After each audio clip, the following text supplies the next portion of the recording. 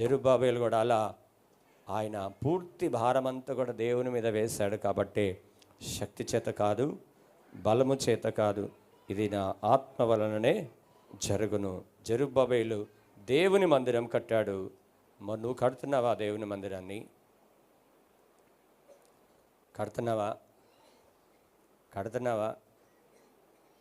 ఇదేం పాస్టర్ గారు, మొత్తం అయిపోయింది కదా పని, మళ్ళీ ఏం దేవుని మందిరం అంటారా? నేను అడిగేది ఈ స్ట్రక్చర్ బిల్డింగ్ కాదు. ప్రతి ఒక్కరు దేవునికి ఏమై ఉన్నారు?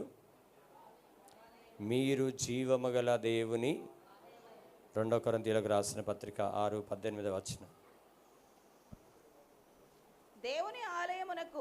దేవుని ఆలయమునకు మనము జీవము గల దేవుని ఆలయమై ఉన్నాము.